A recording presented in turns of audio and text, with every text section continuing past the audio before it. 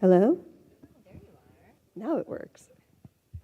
Yeah, this is such a... I'm just not even... This one? Oh, I see. Thank you. How about now? Technology is our friend.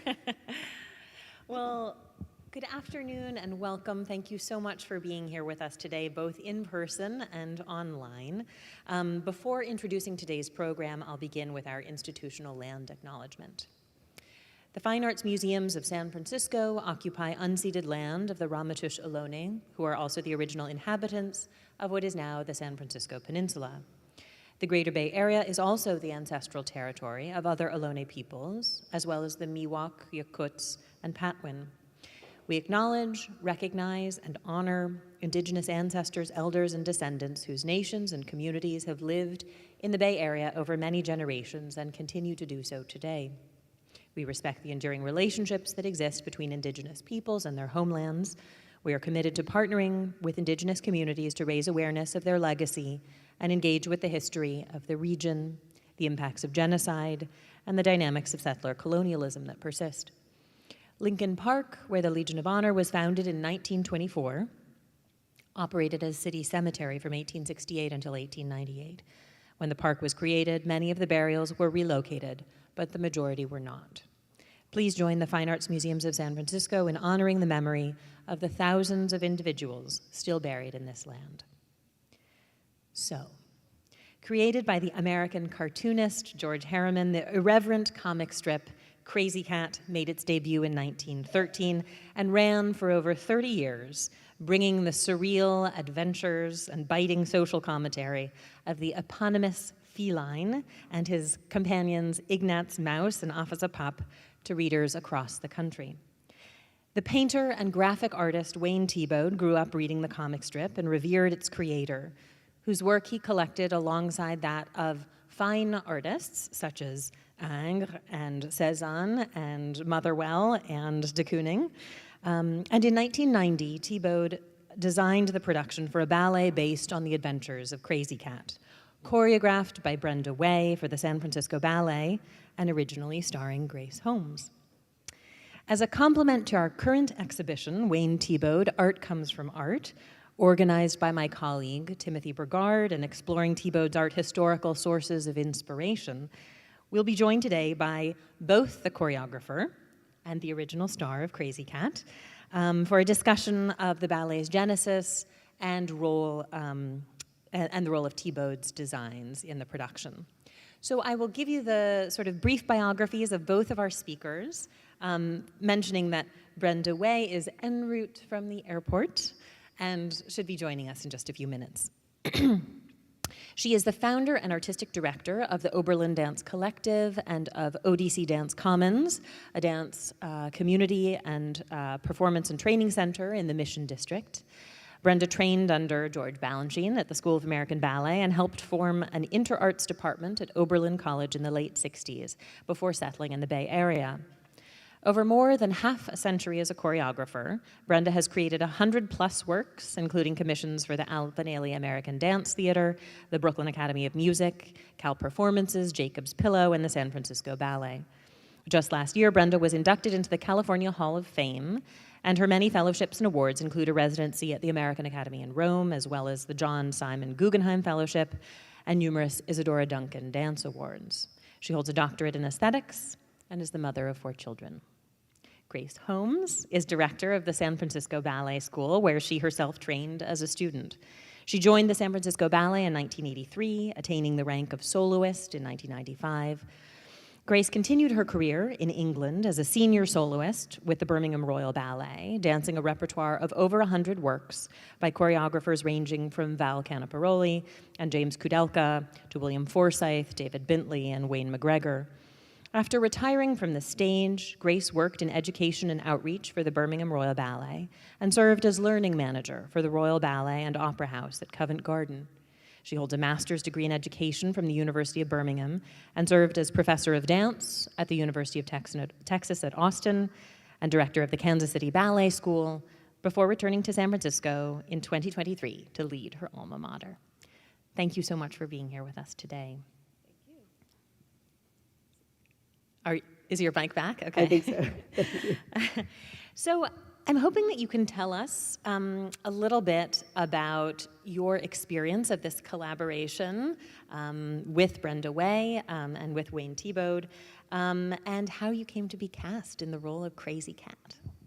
So when Brenda first came to San Francisco Ballet to set a new ballet on us, we didn't really know what to expect. And she mentioned it was about Krazy Kat, and one of the first things she did was describe to us a little bit about the cartoon and the character, and the fact that it's not just a cartoon for, a comic strip just for fun, but it actually had quite a deep social commentary involved throughout the course of the comic strip.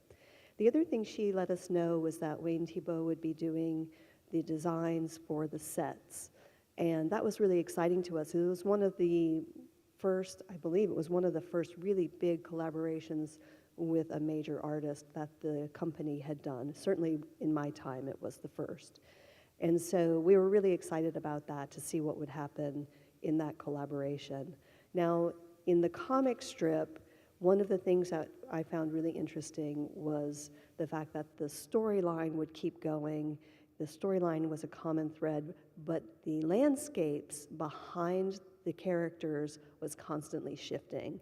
And so I was really interested to see what Wayne would do with that concept of a consistently shifting landscape. And his perspectives were really interesting as well. Sometimes, the mesas that were in the desert landscapes would be like footstools, and sometimes they would be gigantic and the characters would seem really small. And the same would be true for things like thumbtacks or ducks or palm trees. And so I think that part of his charge was to take the Opera House stage and to figure out a way how to play around with the perspective of the landscape behind the dancers. At the same time, as you can tell by some of the pictures of the ballet, it still had a very cartoonish aspect to it. And I think that was something that Brenda was really adamant about, was walking this line between something that was cartoon, but also it was a medium for social conversations. Since you mentioned the ducks. So we have with us today, this is I call him Little Serge, right? And the reason I call him Little Serge is that when I came back to San Francisco Ballet, there was a giant picture of Serge Liffard on my wall, huge picture of him. And when facilities came and asked me, do you want to keep that picture? I'm like, no, I'll find something else to put on my wall. And then in the first week of being back, our props master came across the street and said, I brought you the last remaining piece of the sets from Krazy Kat. So I have named him Little Serge, and so Little Serge sits on my wall. Now I have since learned from Dennis Hudson, who was an electrician at the ballet, who is currently in the audience today. He was letting us know that, I asked him, I'm like, how come we have this duck, and where did this come from? And he said that, at the end of this ballet, because Wayne Tibo was such a famous painter, what do we do with all these sets and costumes and things? Not costumes, so what do we do with all the sets? So I believe they had to be disposed of, and apparently some of the crew hid some of the pieces. So I am the lucky recipient of this duck. And I had mentioned that I was going to bring the duck, and someone said, don't let Brenda know you have that duck. So I told her, I said, I have a duck. She said, oh, I said, you can't have it. I'm going to keep that one. So that will go back. Serge will go back in my office after this. So. Wonderful. You've mentioned that the kind of process for developing a vocabulary of movement to translate the comic strip to the Opera House stage, to kind of bring the comic strip to life, that the process was sort of unusual, unconventional for this production. How did you and other members of the San Francisco Ballet work with Brenda and with ODC, her company, to develop this vocabulary movement? So it is more of a tradition in a ballet company for a choreographer when they come in to either have in their head what they want and they set it on you, they tell you what to do, or they work with you individually to discover together the vocabulary and the choreography, and you set it either together or they really prescribe it for you. And what was interesting in this situation was that Brenda had been working with her own dancers at ODC, and they had come up with a lot of the choreography and the dances. And then she brought her dancers in to us, and then we worked with her dancers to learn that choreography. And then at a certain point, we were able to transform the choreography to match our own personalities, and there was some areas where she would create things with us and sections on us that she hadn't had a chance to do with her company. But it was really interesting to see the work that her dancers were doing, because her dancers were more modern dance based. I mean, we all do ballet, we all do modern, but there is a difference in aesthetic for each company, which is what makes both companies interesting. And so watching her dancers move in a certain way and then trying to lay that movement quality on our own bodies was a really interesting process for me. And KT Nelson was the ODC Krazy Kat, and so she and I worked really closely together. I learned all the choreography from KT, and then at one point I had an opportunity to go to ODC, and Katie and I got to do this sad solo that you're going to see later. We got to perform that side by side. Now, Katie was either in socks or tennis shoes, I can't remember which she was in, and I was in point shoes. She was in much more modern attire. I was in a leotard and tights and a ballet skirt. And so we had a very different look to us. We had very different movement qualities, but we were doing the same steps. Our musicality was really different. And it was really in that moment that I realized, because I was right next to her, I kind of had a little bit of a light bulb went off, and I thought, I'm not actually trying to be Katie.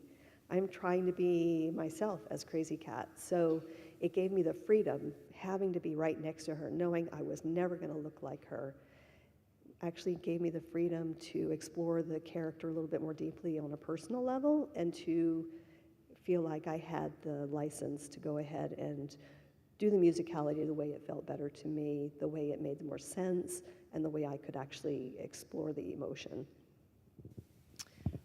Sort of talking of the personal significance of this role for you, can you tell us a little bit about how you came to be cast in this role? And I think you told me something quite interesting about spoons when we were chatting earlier. So there are a couple of things about this role that I found. I really wanted this part. I knew this part was for me. I was like, the character is so much what I want my personality to be like. You know, this indomitable spirit, this altruistic approach to life. I really wanted to be that person who would just forge through life, and no matter how many bricks were thrown, I was going to keep going and find the goodness in everything. So I really wanted this part. And when Brenda came in to audition the dancers for roles, because choreographers don't just walk in and say you. Sometimes they have to see you in the movement. And so she had people doing certain sections in groups, and you know, it's very stressful as a dancer, especially if you really want something to go out there and you're dancing with your friends, and you want that part, but you don't want to, you're all fighting for the same thing basically in a friendly way. And so she had groups going and groups going and groups going, and she kept calling people out for these groups, and she didn't call me, and she called another group out, and she didn't call me, and she called another group out, and she didn't call me. And then finally she's like, okay, I think we're done. And she said, I got everybody right, and I raised my hand, and she was like, oh no, you don't need to do this. And I was like, oh no, she doesn't like me. I was really, really upset. And then afterwards, when we were talking and the casting went up, she said, oh no, I had already picked you. I knew you were going to do Krazy. I knew it from the first section. You didn't even need to be at the audition for the rest of it, because I knew right then that you had all those qualities I was looking for. And part of it comes because I did not come from a traditional ballet school. I came from a school where we did tap ballet, acrobatics, jazz, character, modern. When she asked me if there's this one section where she wanted somebody to play spoons. I'm like, oh, I have spoons. I'll bring them. I can play spoons. My mom has a set that I can use. And so there were all these things that I knew how to do that were like on the fringes of dance, ballet, whatever. And I knew how to do all that stuff. So I think that spoke to her as well. She's like, this is a person who really can incorporate different aspects into the role rather than just a ballet perspective. That sort of vernacular vocabulary that you were able to combine with your classical vocabulary seems like it was pretty essential for this project. It really was, And just the movement quality, ballet dancers, we train all the time to be up, up, up, up, up, and that groundedness that you need for some movement can be challenging for some dancers to find. And once you find it, it really informs the rest of your career because it just makes your ballet that much better to be able to really be part of the earth as well as part of the sky. That's beautifully put. Well, we're in for a treat. We're going to get to see a little bit of this ballet. And so I'm hoping you can tell us a little bit about the moment in the ballet we're about to watch and the dancer who's going to perform it for us. Okay, so there's kind of a couple of things I want to add, and I hope I don't talk too much. So within the cartoon of Krazy Kat, there are three main characters. There's Ignatz the mouse, Krazy Kat, who is a cat, and Officer Pup, who is a police officer. Now, Ignatz gets into all kinds of trouble. He's always troublemaker. And Krazy is in love with Ignatz. And Officer Pup is in love with Krazy. And Ignatz does not like Krazy. Well, he does. They're friends. But they're kind of frenemies. And so in ancient Egypt, in the cat lore of Krazy Kat, in ancient Egypt, when a cat loved another cat, they would hit them on the head with a brick. And that was a sign of love. Well, within Krazy Kat's world, Ignatz, he keeps finding these bricks, and in order to tell Krazy, like, go away, he keeps throwing bricks at her. And she's like, oh, he loves me. So in this solo that you're about to see, it is the final solo of the ballet. There has been a whole bunch of things that have happened, and at the very end, Ignatz has convinced Officer Pup that Krazy is actually crazy. There was catnip involved, but Krazy Kat gets sent to jail or condemned, or I'm not sure exactly what the proper word is for that. Anyway, Krazy is doing a sad solo, and it starts to rain bricks in this solo. So that's the solo you're going to see. The dancer you're going to see, her name is Luna May Powell. Luna May is an upper level student, level 8 student. She's just completing her final year as a student with us, and she's been chosen to be a trainee for our school and company this coming year. Luna May and I, the school this past weekend had our big performance at the Opera House, so it's been super, super, super busy. So Luna May and I did not delve into this solo until Monday. So she's been working on it for 4 days. She's done an amazing job enjoying the vocabulary, trying to get that into her body. It's still in the formative stages of her artistic input, but I'm really proud of the work she's done with it. She's really taken it on and really trying to embody the spirit of the whole ballet. And there was one other thing I wanted to say about that. I can't remember. All right, you may enjoy the changing landscape in the back. Okay, I'm going to move over. Okay. Great. Can you see? Can you see?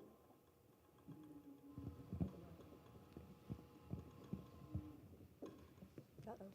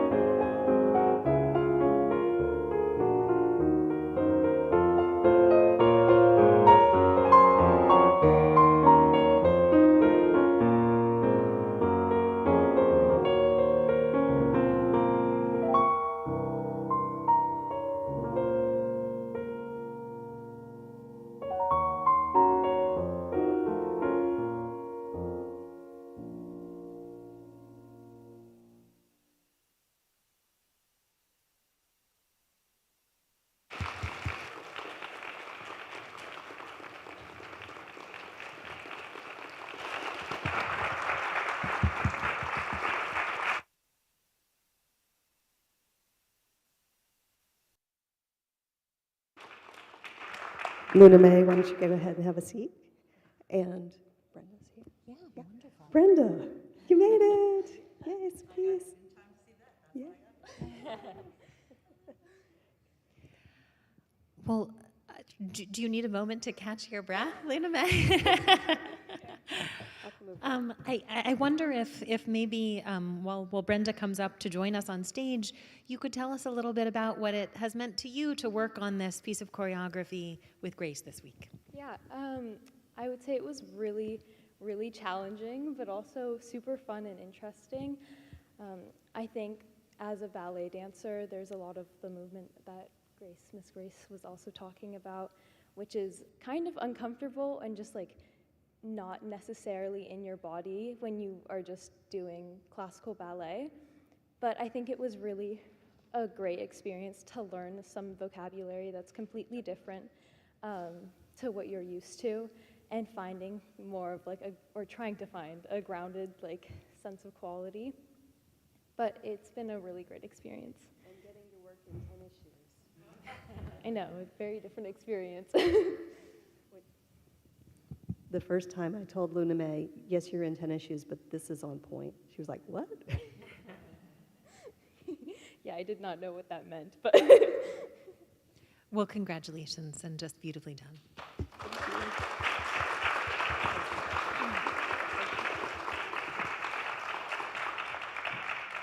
I know we're going to have some questions from the audience, but I'm hoping that before then we might have a little bit more of an opportunity to pose some questions to you, Brenda. Thank you so much for being here with us. It was good. I saw you and her. That was fun. Thank you so much for joining, and what a huge treat to get to a little taste of this amazing ballet. So I'm hoping you can tell us a little bit more about kind of the genesis of the project, how you decided to adopt the Harriman cartoon, how the collaboration with Thiebaud came together. Well, actually, it was Wayne's idea. The ballet was interested in working with a visual artist, and Wayne as a local, and they talked to him, and he said, well, that's what he'd like to do, and he suggested that I work with him. We had done a piece with the Oakland Ballet with the Oberlin Dance Company. And working with him was a joy, and he was so into the Harriman cartoons. He said something that resonates with his work. He said, what I loved about Harriman was he was willing to be comedic and deep at the same time. So the popular stripe with the high art underling, and that's, I think, also where Wayne lived. So that was his plan. And it had, did you talk about the history that there had been a ballet? It was kind of a jazz ballet in the 20s, I think. Adolf Balm, I'm not sure my dates. But the critic in the paper said, no, this can't be done with Russian technique. It needs an American technique. So I think Wayne had that in mind, too. And the material was really drawn from looking at the iconography, at the shape and the moves of the characters in the strip. So we transferred them to body and created transitions that seemed to grow right out of them. So some of those cartoon strips that you saw on the screen, you saw some of them were circled. Those are some of the moves. The major moves. That were incorporated in the dance. Were you also a reader of the Harriman cartoon? I had seen them. I wasn't a fan the way I became a fan.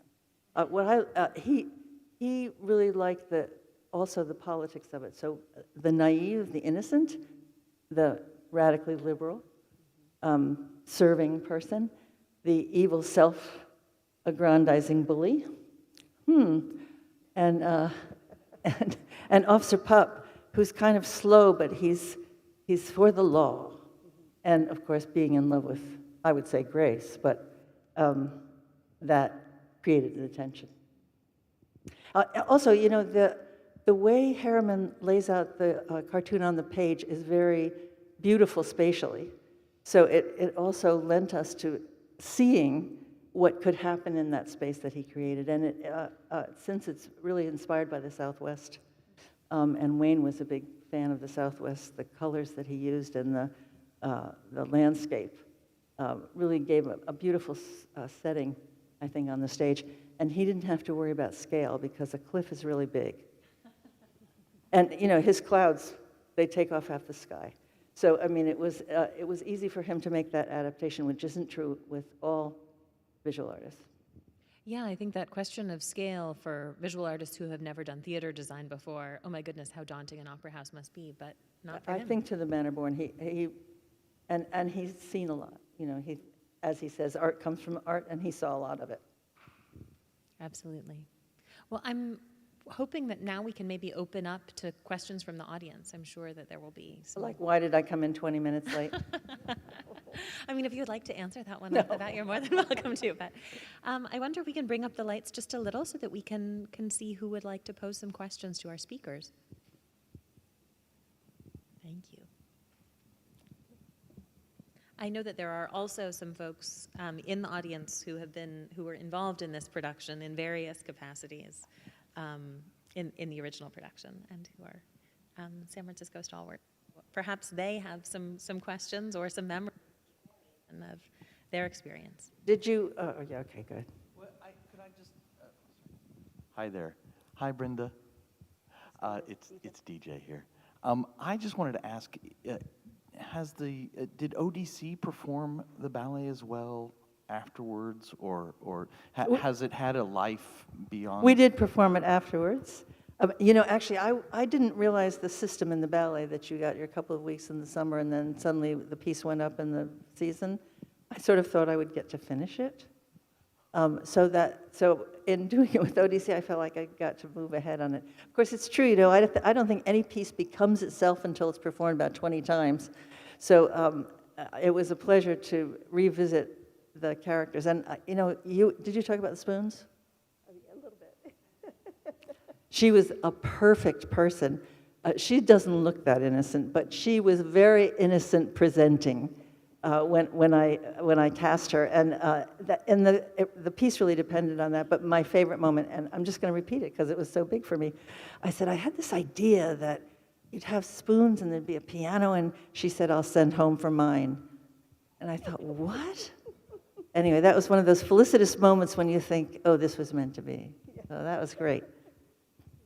The same with army boots. She said, I need you to get some army boots for this section. I'm like, okay, like these? She's like, yeah, like those. Anyway, so it evolved somewhat, simplified some things. We even did it outside at Stern Grove one time without the big sets, but we had all the little things like that duck, here.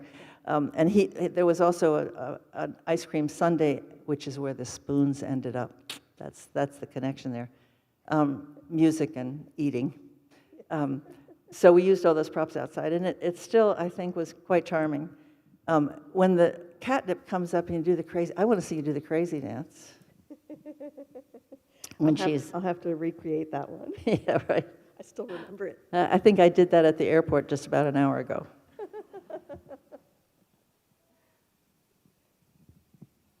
I think we have a question way in the back. Yeah.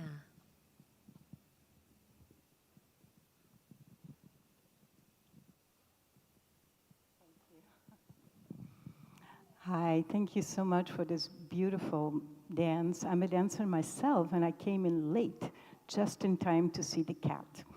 And I have a technical question. Were these point shoes or sneakers?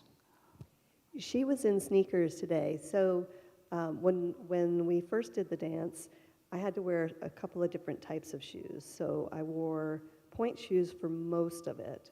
And then I had the army boots on top of my point shoes in the middle. And then at the very end, I had to change out of my point shoes into sneakers. And I actually had flat-soled, high-top, I think they were Adidas or something. They were like real tennis shoes, and we had to have some felt put on the bottom so I didn't stick to the floor. Yeah. And danced in those, but I danced on point in those. Now, there are the most amazing dance sneakers they're actually tennis shoes, but they have like a split sole, and so you can actually go on point so much easier. They're so nice. And so, yes, Luna May was wearing a pair of dance sneakers. Great, thank you. We were ahead of our time there, Grace. That's right. The thing about sneakers, unlike point shoes, and that I was ballet trained as a kid, so it wasn't entirely alien language to me, is they have weight. So in trying to get a different physicality, inspired by both contemporary dance ideas and the cat, the sneakers help give you a groundedness that you're not trained to experience or to focus on in the ballet technique. So that helped break through the customary responses, physical responses. I think it also added to the cartoon aspect of the dance. So a flexed foot and a point shoe just looks kind of like a pointy flexed foot, but a flexed foot and a tennis shoe. Is a paw. Yeah, yeah. This dance John was- had a question. Okay. With the microphone, and Okay. pass it right over to you after.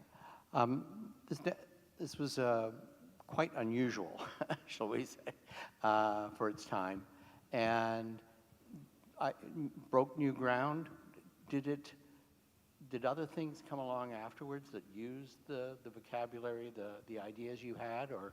was it Well, just thrown ODC away? just performed a piece called Inkwell, which was another comic piece. And as I looked back on the tape, which we have a terrible tape because the technology has moved along so much since then, and I thought, oh, this is in the lineage of the language of the cat. So the answer is yes.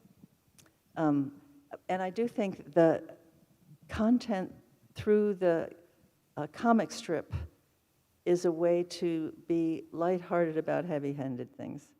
And so it suited us then, and it suited us now.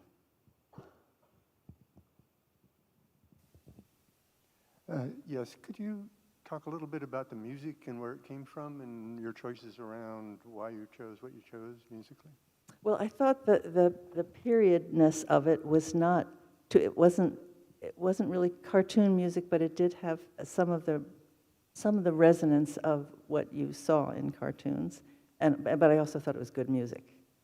And I don't even remember the names of things now. You know, I have the video. But it seemed to me to have a weight to it. It had a jazz overtone, which was appropriate for the time of the comics. Oh, good. There we go. I had to look it up. So I was too embarrassed to ask Brenda, what's the name of that tune that song is? But one of our Because I would have known anyway. So I went on a deep search for it. I was looking for slow rag. I knew it was a ragtime, and I went on a search for it, and I thought maybe it was Scott Joplin or I was up at 4:30 this morning. This is not fair to ask me a question. So I thought it was maybe one of the very famous ragtime composers, but it's not, and I couldn't tell you who the composer is. I need to look that up. But I did find it. I unearthed it, and it's called The Graceful Ghost Rag, which I thought was kind of fun. Yes. You did. Holcomb. Does the choreography come first and then the music, or how does that work? For me, the choreography always comes first. Here's what I think is very interesting about working that way.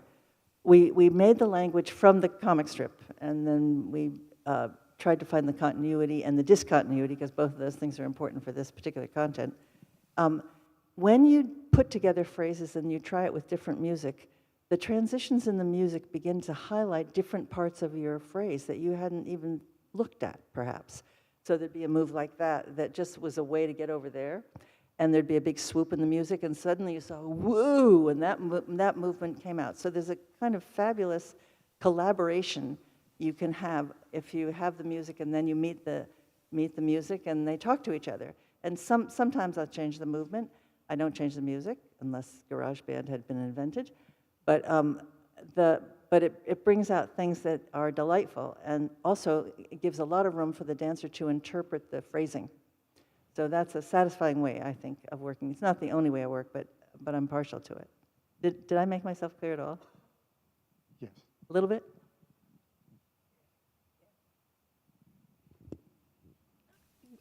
There may be some more questions, but I also have an additional one for you. How did you and Wayne Tibo come to know each other? How did he come to be familiar with your work? What was your prior relationship before this collaboration?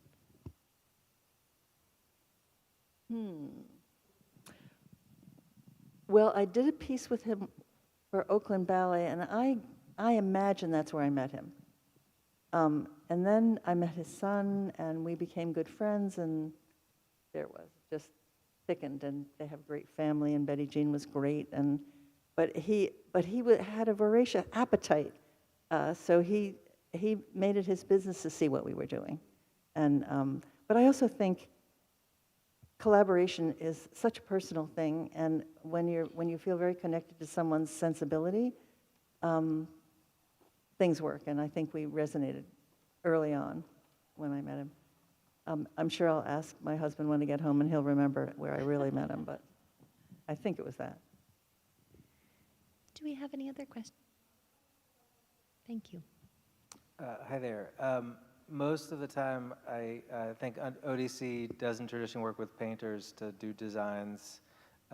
What was different, or what did you learn that was new working with a painter as a part of the design process? Well, I learned something. That was important when I was having the lighting design. David Elliott, I think, did the lighting. He was so intrigued with the sets that Wayne did that he really lit the sets, not the dancers. So that was a cautionary tale. So that when I did it again, I said, "And there are dancers out there doing really neat things, and let's look at them." So, but that was very, they were acknowledging his importance, of course, but they didn't.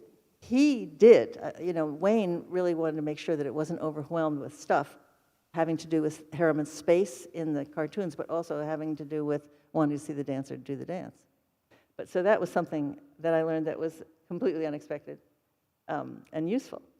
I think that he was, you all know that he did cartoons for Walt Disney, right? Did you mention that? So he already had things that we shared aesthetically. So I would say it wasn't as much of a shock to the system as it might have been for me. I had also worked with set designers who were equivalent to the painter. It's just that when someone you admire very much, it's a bit intimidating. And he helped me get over that just by being such a nice guy. I think we probably have time for one more question. Did I see a hand way in the back? No? Okay, well, then I think it's for me to thank our speakers and thank Luna May, our dancer, for this really extraordinary Can I ask taste. something? What was it like? Please. How was it teaching her? Oh, it was amazing. She, so first of all, to try to remember the choreography was really difficult. I had certain steps, like some of these key steps that are in the cartoons, that I'm like, I can remember. Now, how do they link up? What's the connection here? What's that? So I went to our archives and said, can I please see the Krazy Kat video? And they went, what? I said, the Krazy Kat video. They're like, Come on out, okay. because we're talking about you. And We don't want to do behind your back. And it turns out that there is one VHS tape. That's it. It's not digitized. They don't have a digital copy anywhere. So I said, well, I need to play this. Do you have a player? And they're like, maybe. So I ended up putting the VHS into the player, but the sound wasn't connected. So I videoed the monitor with my phone without sound, and then I brought that to Luna May. I'm like, hey, Luna May, guess what? You're going to learn this with me from the video because I can't remember the steps.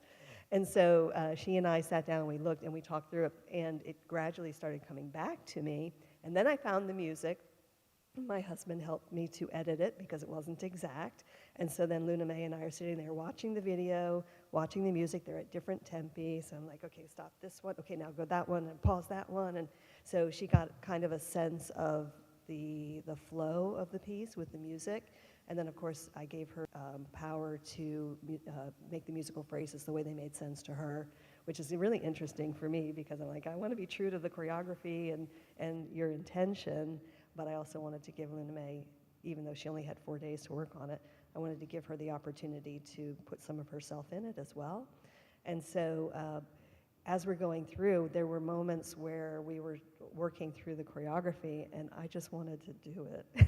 But I'm old, I can't do that anymore. Like, this is how it felt. I could tell you how it felt when I did it before, and no, this hand has to be there. So there were some specific things I could impart, and then there were other areas where I had to kind of just let it go and go, okay, I'm going to let her be her own artist. And I know, I just want to go into rehearsal now. Did you look at the comic strip too? Yes, I Yeah? did. And What'd you think? I thought it was really interesting because I was given like part of the comic strip, and there were like circles around the specific ones, and you could really see how they were represented throughout the choreography. So I thought it was really interesting to like find those two similarities Yeah. from them. It's a different thing to go from, isn't it? For sure. And trying to physicalize something that's flat Yeah. is not what we usually do. Exactly. Yeah. Anyway, thank you. Thank you. It's a wrap, huh? Well, thank you all so much, and renewed thanks to Luna May. And I hope that everyone has an opportunity to see the Tibo exhibition in the galleries just across the way. Thanks so much for being with us. thank you.